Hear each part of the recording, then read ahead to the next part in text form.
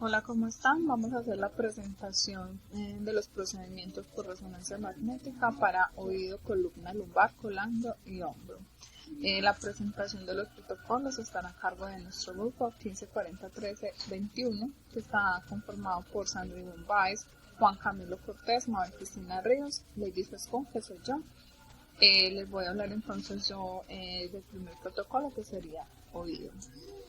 Por medio de este estudio para resonancia magnética vamos entonces a poder valorar los nervios intracanaliculares, estructuras de partes blandas y vasculares, valorar el nervio vestíbulo-coclear y la valoración del oído interno. Acá vemos entonces una estructura del oído externo, acá vemos como tal el oído interno. El oído interno entonces está irrigado por arteria cerebelosa anterior-inferior, la cual genera entonces un drenaje venoso a la región petrosa inferior, ¿sí? Esta región, pues la porción petrosa está a nivel del hueso temporal.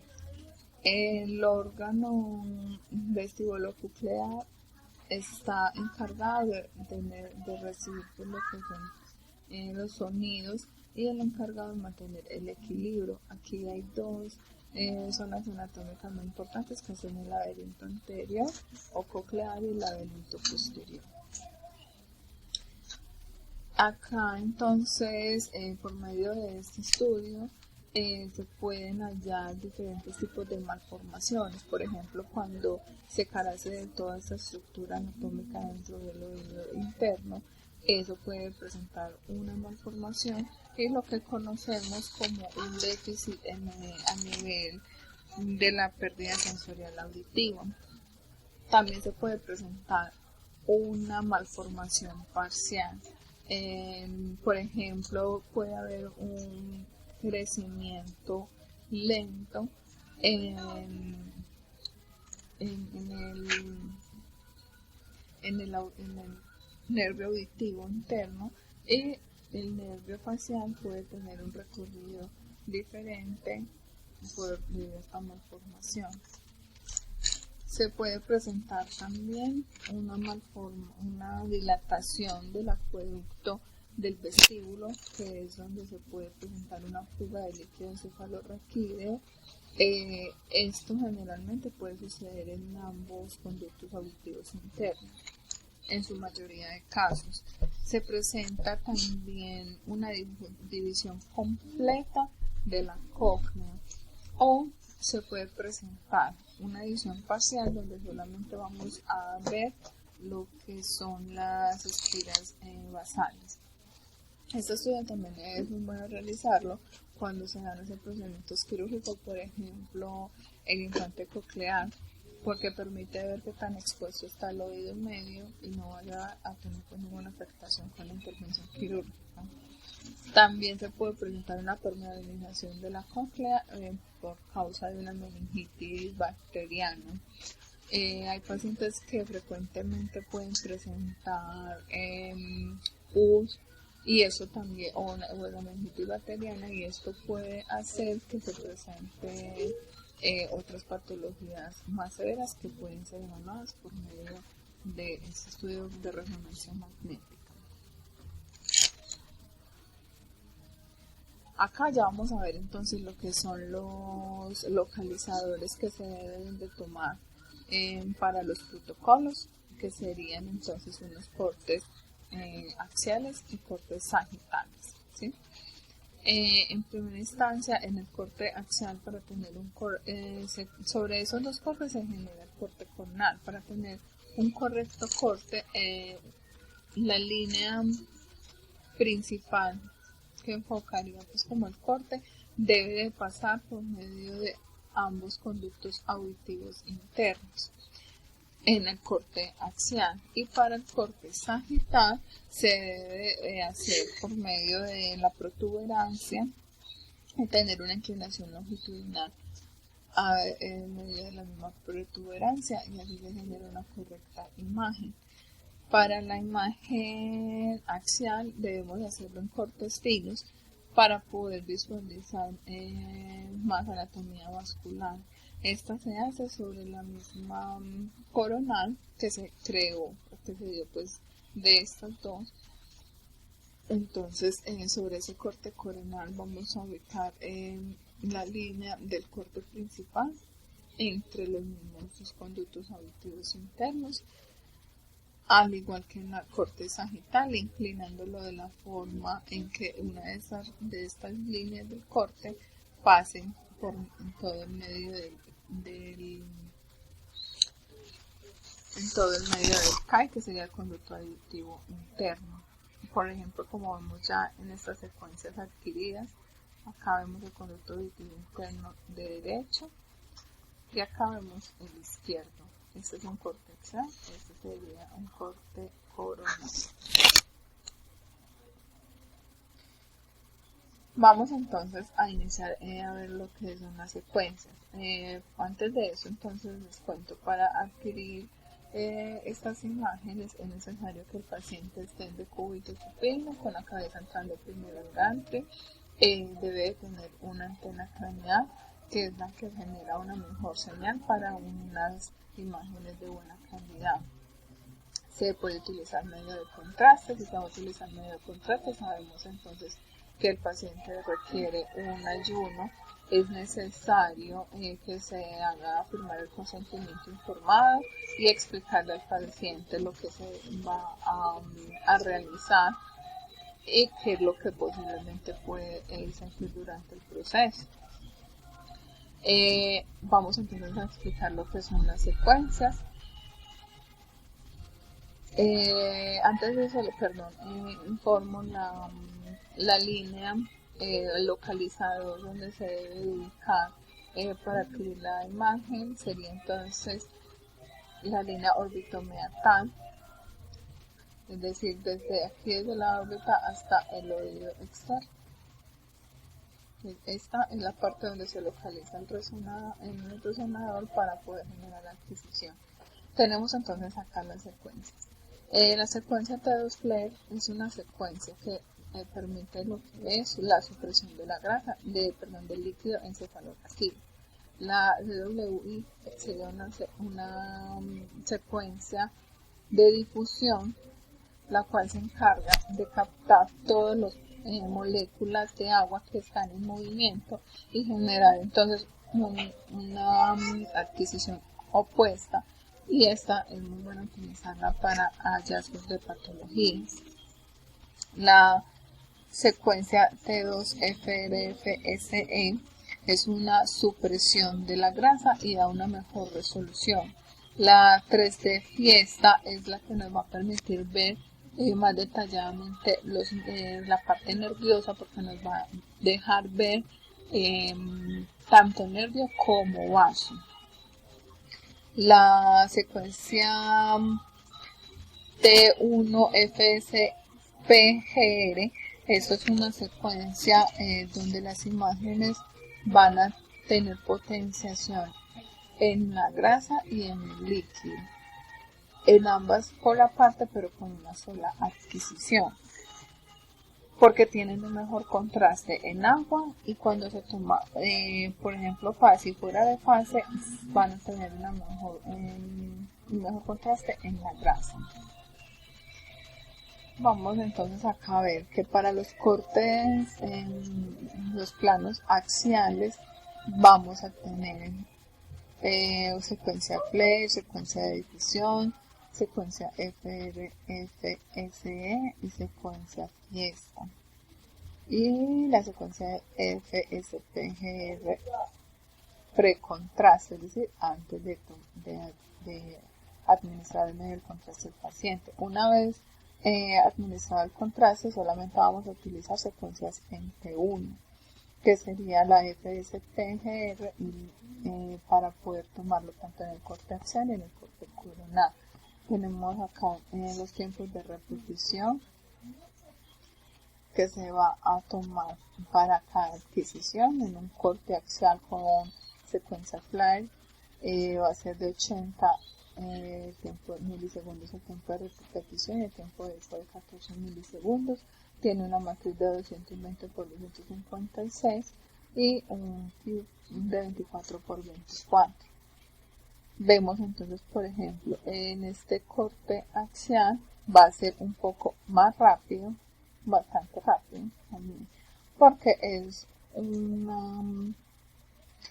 una adquisición que se va a tomar más fina, porque los cortes son más pequeños, de 0.8 milímetros y 0.4 milímetros. ¿Por qué? Porque como esta es una secuencia que se encarga solamente de la parte nerviosa y de vaso, necesitamos que sean los cortes mucho más finos para poder detallar minuciosamente esta zona, esta región. Vamos a pasar entonces a ver imágenes. Vemos que acá estamos viendo el nervio vestibulococlear y laberinto membranoso, es decir que estamos analizando la región petrosa para poder visualizar y analizar esta parte nerviosa.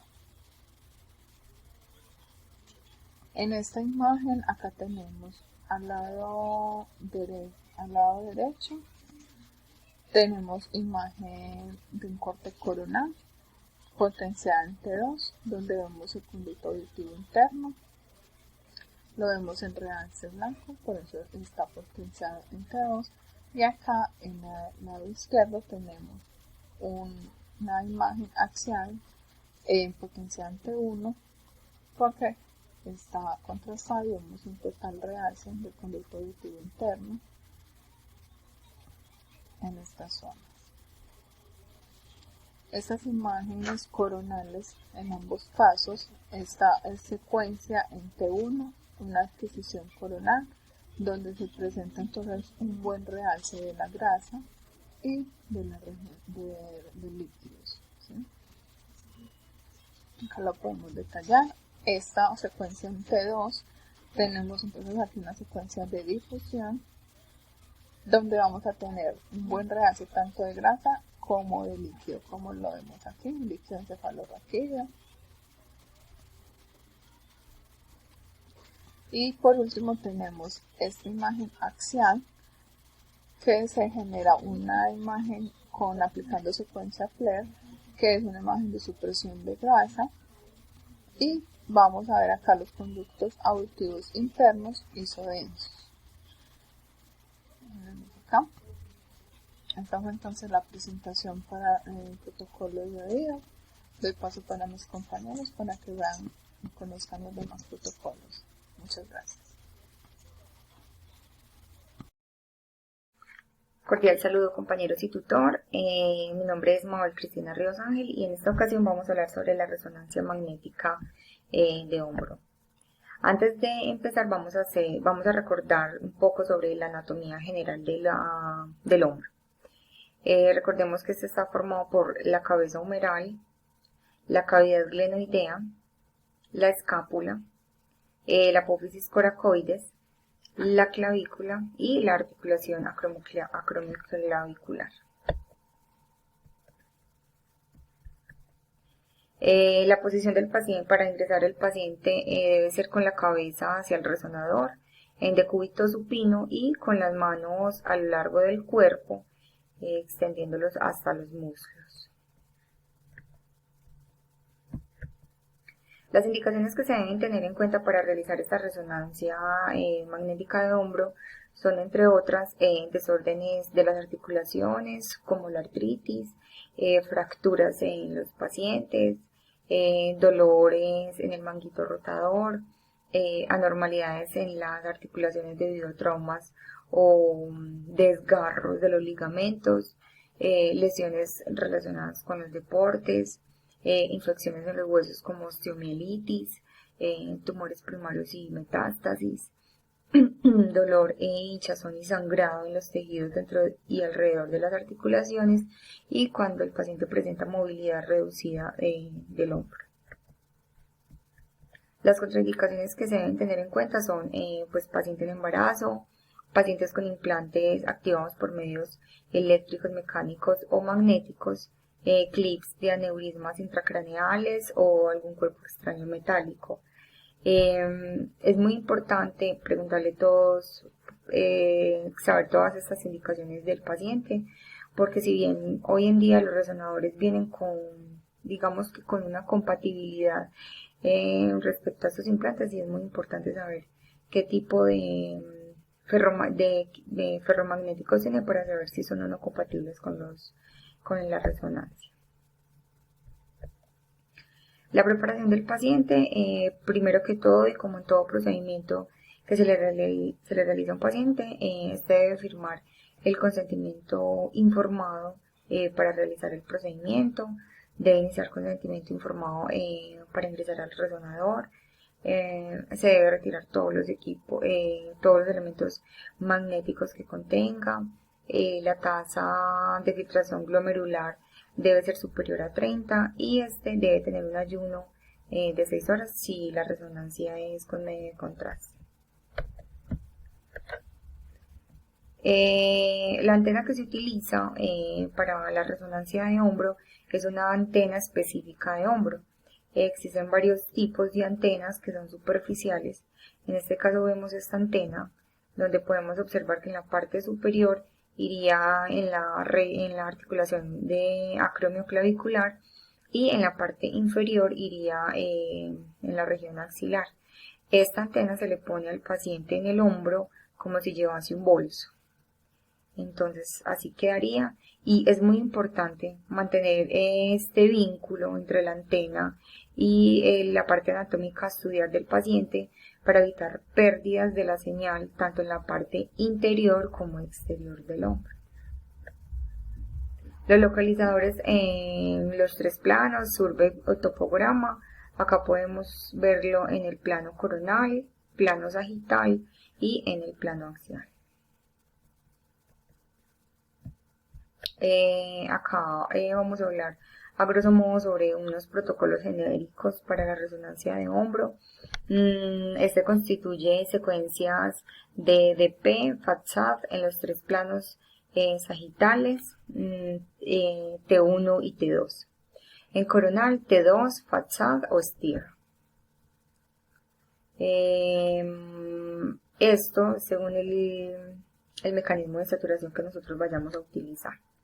Existen otras secuencias opcionales que destacan principalmente las secuencias volumétricas, como el DES o DP, FATSAT volumétrico, con reconstrucciones en los 3 planos, axial T2 gradiente, y para el uso de medio de contraste, secuencia T1, FATSAT o Dixon. Muchísimas gracias. Protocolo de columna lumbar. La columna es una estructura ósea que sostiene el cuerpo y protege la médula espinal. En el plano lumbar tiene una curvatura cifótica. Cada vértebra está conformada por un cuerpo vertebral responsable de soportar la carga axial y un anillo neural que protege el cordón medular. Entre cada cuerpo vertebral se encuentran los discos intervertebrales. Para la columna lumbar tenemos 5 vértebras. Las indicaciones para el estudio: lesión o trauma, procesos infecciosos o inflamatorios, anomalías congénitas o adquiridas, posible lesión de la médula espinal, esclerosis múltiple, malformaciones congénitas de la médula espinal, cáncer o tumores. Para la preparación del paciente debemos tener un consentimiento informado por escrito para ingresar al resonador y uno para administrar el medio de contraste y una tasa de filtración glomerular no mayor a 30. Las contraindicaciones: tenemos las reacciones adversas al medio de contraste, si el paciente sufre de claustrofobia, prótesis, implantes, dispositivos médicos. Siempre se debe verificar que el paciente no ingrese con ningún objeto metálico, ya que debido al poderoso campo magnético que tiene el equipo, este puede atraer todos los objetos que contengan hierro. La posición del paciente va de cúbito supino, primero la cabeza, y la antena seleccionada es una multielementos acopladas en fase. Los protocolos de exploración. Realización de cortes sagittales potenciados en T1, TSE y T2, TSE. Cortes axiales potenciados en T2 para columna lumbar. Cuando exista un antecedente traumático, se debe añadir secuencias STIR que suprimen la grasa y permiten ver bien el edema que se puede producir en las partes blandas ligamentarias. Los estudios de pacientes con antecedentes de cirugía de columna o sospecha de tumor se debe complementar con estudios potenciados en T1 tras administrar el medio de contraste. Ante una lesión, lo primero que se debe hacer es definir su localización en el estudio axial. En esta imagen tenemos un corte sagital potenciado T1, TSE y un corte sagital potenciado T2, TSE. En el plano axial se planea desde el eje coronal y sagital dirección craneocaudal, paralelo a cada uno de los espacios intervertebrales, L3, L4, L4, L5, L5, S1. En el eje sagital, desde pedículo a pedículo, de ser necesario, según patología, se grafican los demás espacios de la columna lumbar. En el plano sagital, se planea desde el eje axial y coronal. En este último plano, los cortes deben ser paralelos al canal medular desde el borde lateral de la apófisis transversa derecha hasta el borde lateral de la apófisis transversa izquierda. Se deben realizar con un campo que cubra en su totalidad la columna lumbar. Si hay alguna patología, se realiza secuencia con y sin contraste. El estudio comienza con una secuencia localizadora donde se adquieren imágenes en los tres planos. Es importante fijarnos en las imágenes coronal y axial de la secuencia localizadora para poder programar la secuencia sagital. Para ello, sobre la imagen coronal, seguimos la dirección de las vértebras siguiendo el eje longitudinal. Sobre la imagen axial del localizador nos fijamos en el canal medular y cuerpo vertebral, de tal manera que el corte central pase por el centro del canal medular hacia la apófisis espinosa. Gracias. Reciban un cordial saludo, estimados compañeros y tutor del curso. Mi nombre es Juan Camilo Cortés. El día de hoy yo vengo a hablarles del protocolo para la colangiopancreatografía por resonancia magnética, que es un estudio que busca evaluar principalmente las vías biliares o el árbol biliar como tal. Entonces, primero hay que hacer como un recorderis pequeño de la anatomía que incluye, que está implícita pues como en este estudio, donde vamos a analizar los conductos biliares intrahepáticos, ¿sí?, que son paralelos al sistema venoso portal, y vemos como tienen su desembocadura en un conducto hepático izquierdo, conducto hepático derecho, que desembocan a un conducto hepático común, el cual converge pues como con el conducto cístico, que es el que drena la bilis como tal, la vesícula biliar, y bajan a encontrarse con el conducto pancreático, que a ese nivel forman la ampolla de Vater, y pasa ya pues como a la segunda porción duodenal mediante el esfínter de Oddi a la papila mayor, ¿sí? Entonces pues acá tenemos respectivamente cada conducto antes mencionado, ¿cierto? Aquí vemos el colédoco, vemos cómo se unen para desembocar pues como en el esfínter de Oddi, y esta sería pues la segunda porción duodenal, donde pasa pues como la papila mayor, donde converge pues con la papila mayor. A este tipo de estudios llama mucho la atención que uno se puede encontrar mucho con variantes anatómicas, donde pueden haber diferentes desembocaduras de los conductos sin ser algo estrictamente patológico. Entonces hay que tenerlo pues como en cuenta. Continuamos pues a la colangioresonancia como tal, y este es un tipo de estudio que se programa principalmente cuando se sospecha una patología de carácter hepatobiliar, ¿sí?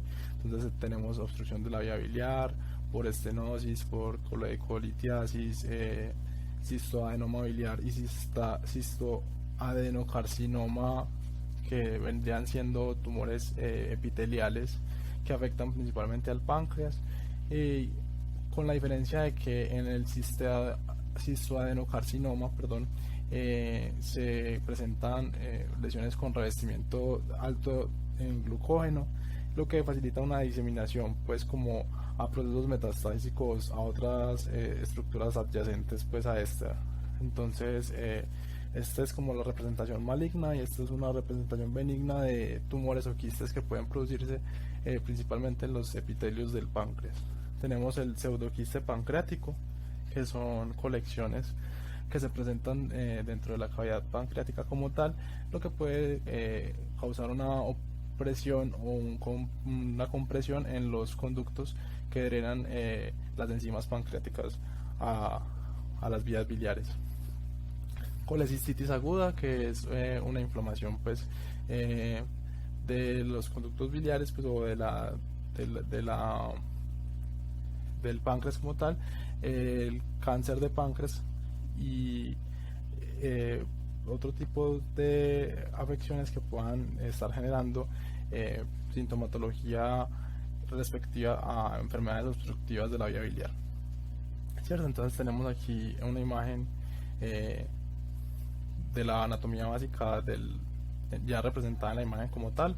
Tenemos un corte o una secuencia, perdón, turboespineco T2 con supresión grasa, que es lo que nos permite anular la señal o hiperintensidad de los tejidos adyacentes pues aquí a los conductos biliares, dejando únicamente o realzando la intensidad de señal de los tejidos con un T2 corto, que vendrían siendo el líquido estático presente pues como en estas vísceras huecas que son los conductos biliares, ¿sí? Entonces acá tenemos pues representado en números la vesícula biliar, el conducto hepático izquierdo con el 2, el conducto hepático derecho anterior, el 4, el conducto hepático derecho posterior, ¿sí?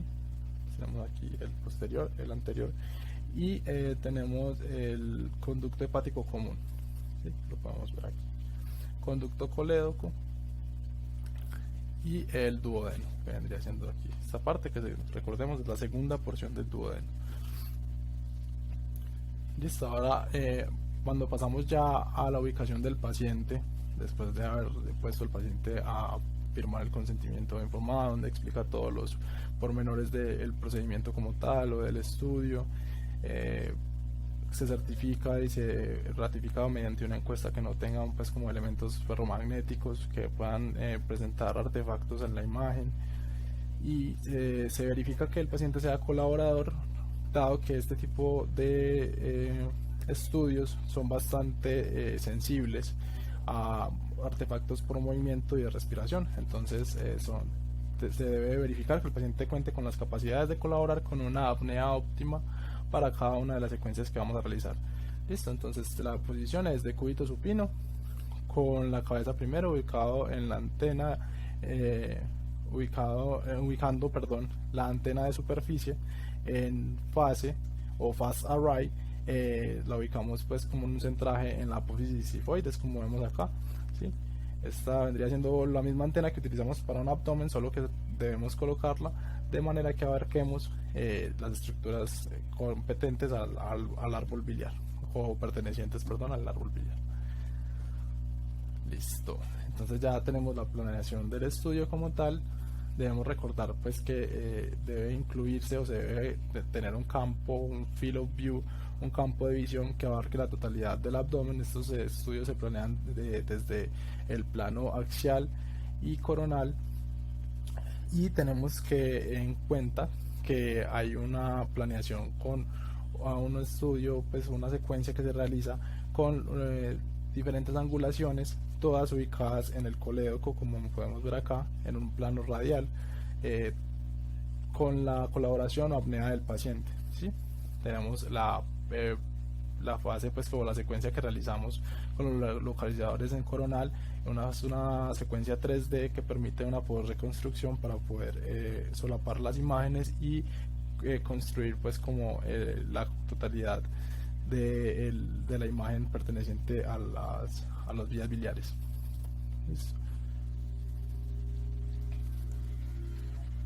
Listo, entonces ya en cuanto a secuencias, tenemos que realizar una secuencia localizadora, un scout en los tres planos, ¿sí? En el coronal, sagital y axial, se realizan secuencias anatómicas rápidas o HASTE, ¿sí?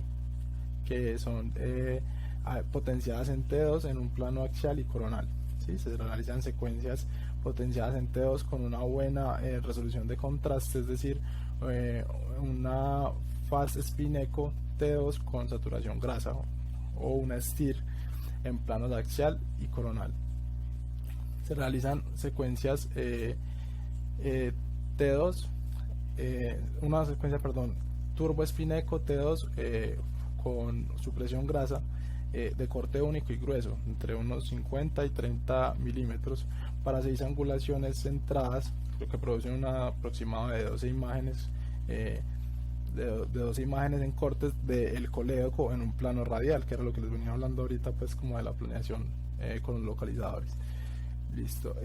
Se realizan secuencias 3D T2 con cortes más finos de aproximadamente 1 milímetro en pacientes que sean poco colaboradores, con una navegación respiratoria, es decir, que se programa el equipo de manera que aproveche o que se programe según la respiración del paciente, de manera que en el momento en el que el paciente realice pues como la inspiración hasta volver a realizar la expiración, se produce la adquisición de la imagen. El problema con esto es que consecuentemente se sacrifica el tiempo en la adquisición de la misma, ¿cierto? Se alarga por esta especificación e incluso no garantiza que no tengamos artefactos por movimiento.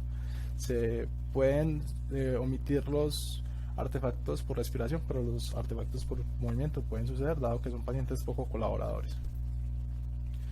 Entonces acá tenemos las diferentes secuencias. Tenemos que esta sería una HASTE que sería pues como las secuencias anatómicas rápidas, la HASTE axial, ¿sí? Tenemos una STIR coronal, tenemos una STIR axial y tenemos el T2 fast spin echo el T2 con supresión grasa corte único. Estos son pues como los parámetros de las secuencias. Lo que les venía diciendo, se hace una secuencia HASTE con coronal, con turbo spin echo, ¿sí? Se hace una secuencia HASTE axial, turbo spin echo igualmente. Acá tenemos los tiempos de eco y el tiempo de repetición, ¿sí? El grosor de corte. Hay que especificar que en este tipo de secuencias de STIR se deben garantizar más o menos un 3 milímetros en el grosor de corte para poder detectar estenosis o cálculos que estén alojados en la vía biliar como tal. Listo. Entonces acá tenemos pues los tiempos de eco y tiempo de repetición respectivos a cada una de las secuencias. Decíamos que tenemos un STIR coronal turbo spin echo, ¿sí? Con inversión recuperación, por eso es un STIR.